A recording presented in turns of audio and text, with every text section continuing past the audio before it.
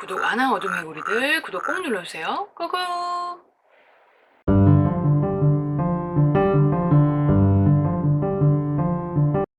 안녕하세요. 창작멘토 복만여 편집장입니다. 신작 런칭이 코앞에 닥쳐왔을 때 장르 무관 프로 작가들이 반드시 하는 일.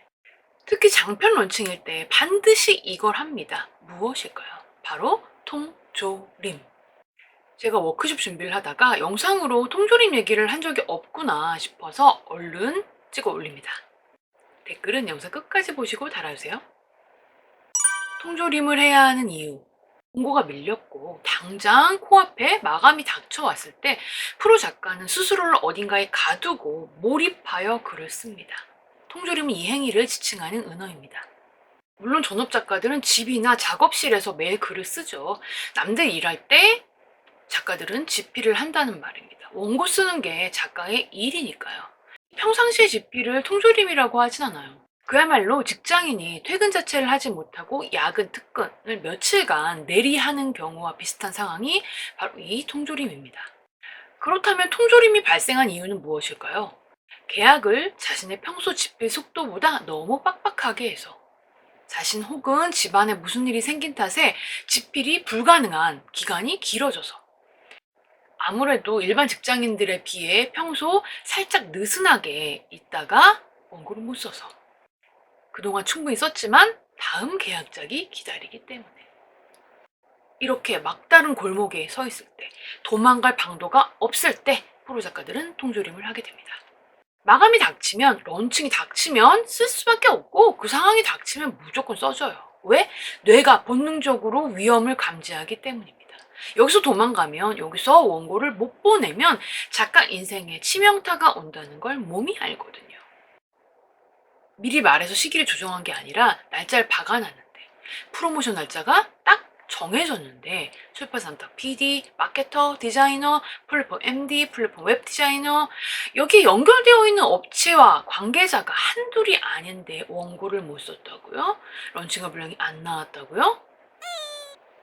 그래서 안 되겠다, 이거 안 될 것 같다, 각이 서면 미리미리 연락해서 날짜를 미리미리 조정하는 것이죠. 상위권 작가의 연기 요청은 출판사도 플랫폼도 오케이 합니다. 이미 벌고 있는 게 있고 그 작가를 믿을 수 있으니까요. 그리고 어떻게 연기를 해서 런칭을 하면 결국엔 또 돈을 벌 수 있으니까 이걸 믿는 거죠. 그런데 신인이, 생짜 신인이 첫 번째 작품이 프로모션 날짜가 잡혔는데 원고를 다 못 써서 런칭을 미룬다고요? 답이 없어집니다. 마감은 무조건 지키는 겁니다. 런칭 날짜 잡았다가 미루면 또 언제가 될지 모르기 때문에 무슨 일이 있어도 그 날짜에 오픈한다는 전제로 글을 써야 합니다. 하지만 마음은 굴뚝 같은데 몸이 말을 안 듣지. 왜? 채찍질이 없으니까. 그래서 결국 코앞에 런칭 날짜가 다가왔는데 분량을 채워야 하는 사태가 벌어집니다. 이럴 때 뭘 한다? 통조림 들어간다. 올드보이 같은 거죠. 사실 프로 작가들이 꽤 자주 하는 건 호텔 통조림입니다. 호캉스처럼 호텔방을 빌리지만 놀 시간이 없지. 그냥 원고 작업만 하루 종일 하는 거죠. 대신 밥은 때 되면 주고 집안일 신경 쓸 필요가 없으니까 많은 작가들이 이 방식을 씁니다.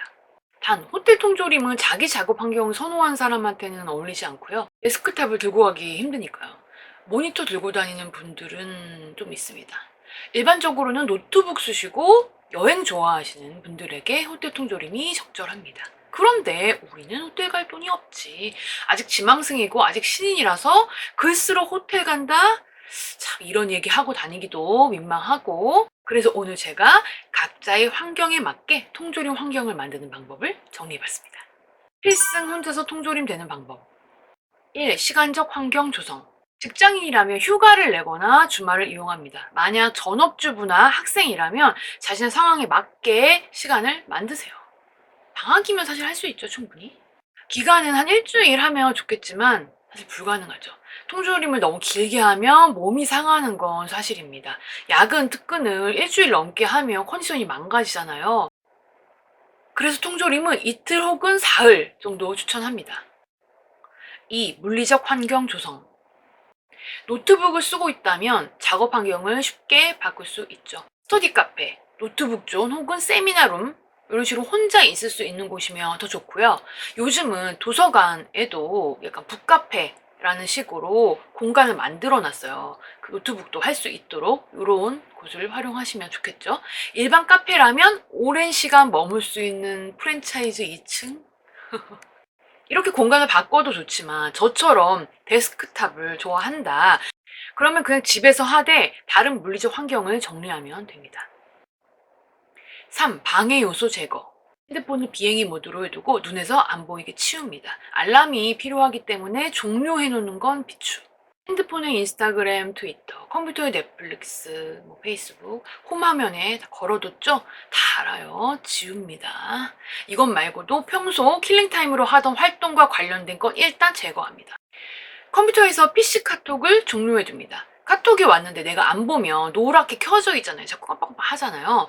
그리고 이게 왔다 갔다 미리 보기가 되잖아요. 카톡 1 있는 꼴 가만 못 두는 사람은 봐야 직성이 풀리잖아요. 그게 마케팅 메시지라도 그냥 종료가 답입니다. 상태 메시지에 마감 중 아무도 안 만남 이런 식으로 걸어둡니다. SNS 비활성화까지는 할 필요 없지만 마감 끝날 때까지 못 온다 이런 식으로 자기 최면 선언 공지를 걸어두는 것도 좋아요. 통조림 기간 내 식사 시 웬만하면 직접 요리하지 않습니다. 4. 약속 정리. 통조림 날짜에 약속이 있다면 취소합니다. 애초에 약속 있는 날짜에 통조림 하겠다고 계획을 안 하면 됩니다. 스케줄 관리를 하셔야겠죠? 너무 중요한 약속이라 안 된다고요? 나와의 약속은요? 출판사와의 약속은요? 응? 그것보다 더 중요한 약속이 있나요? 경조사는 어쩔 수 없으니 짜게 다녀옵니다. 술 약속, 맛집 약속 등등은 전부 취소. 아예 처음부터 잡지 않습니다. 인간관계가 걸린다고요? 그렇게까지는 못하겠다고요? 꼭 그렇게까지 해야 하냐고요? 만날 사람 다 만나고 나갈 약속 다 나가고 마실 술 다 마시고 원고도 잘 많이 쓸 자신이 있나요?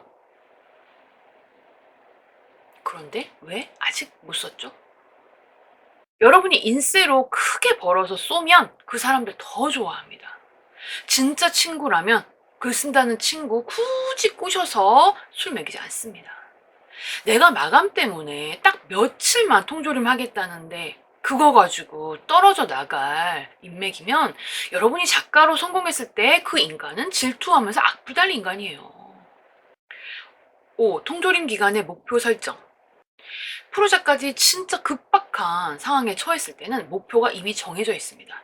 런칭 분량에서 20화가 모자라. 그럼 20화 써야죠. 그거 쓸 때까지 통조림은 계속됩니다. 여러분도 통조림을 한다면 목표를 정해야 합니다. 내가 이틀 동안 통조림 예정이다. 그럼 최소 2만 자 목표. 잘 쓰는 작가님들은 하루에 3만 자도 쓰지만 우리는 아직 그 레벨이 아니니까. 정말 여러분의 런칭이 코앞이다. 그럼 그 런칭을 할 수 있는 분량을 이번 통조림의 목표로 합니다. 지금 공모전이 들어가 있는데 비축분이 거의 떨어졌다. 내가 마음 편하려면 비축분 일주일 분량은 만들어 둬야 할 것 같다. 그러면 일주일 분량이 바로 여러분 통조림의 목표가 됩니다. 6. 통조림 시간 계획. 진짜 통조림은 아주 빡세게 해야 합니다. 그러나 여러분은 그렇게 하기가 힘들기 때문에 제가 기준을 좀 낮췄어요. 하루에 최소 6시간, 충분히 하라면 12시간. 더 할 수 있으면, 더 해야 할 상황이라면 더 해야죠. 그러나 통조림으로 밤새우지 않습니다. 쉬는 시간은 반드시 규칙적으로 정해둡니다. 중간에 10분 쉰다고 쓰려던 내용이 갑자기 머릿속에서 삭제되지 않아요. 통조림 기간을 끝낸 후에 작가들이 끙끙 앓는 이유는 안 쉬었기 때문입니다. 1시간에 5분에서 10분은 무조건 쉬어야 합니다. 그럼 쉬는 시간에 뭐 할까? 물 마시고 스트레칭하고 왔다 갔다 움직이면서 굳은 몸을 풀어줍니다. 본인이 딴짓에 금방 시간을 빼앗기는 사람이다. 이런 사람은 쉬는 시간에 절대로 트위터 보거나 유튜브 보면 안 됩니다. 통조림 기간에 하루 12시간 이상 집필할 경우 산책 혹은 운동을 반드시 충분히 따로 합니다. 이렇게 통조림 기간 내 시간을 운용하려면 알람이 필요하겠죠. 핸드폰 알람 써도 되고 모래시계 이런 거 유튜브에 요즘은 뽀모도로 이런 거 있잖아요. 그런 거 활용하셔도 괜찮습니다. 하지만 유튜브는 BGM 깔기, 알람 요 용도로만 써야지 영상 보기용으로 절대로 빠져서는 안 됩니다. 자, 오늘 해드린 조언은 꼭 통조림을 하지 않더라도 평소 글 쓸 때 활용하실 수 있을 거예요. 여러분, 통조림은 집에서도 할 수 있습니다. 통조림 환경을 만들 수만 있다면. 여러분 성격에 딱 맞는 자신만의 통조림 스타일을 만들어 보세요. 왜? 작가라면 평생 주기적으로 해야 할 테니까. 그럼 분마녀는 더 도움되는 영상으로 돌아올게요. 이 종이 울리면 당신은 글을 쓰러 가게 됩니다.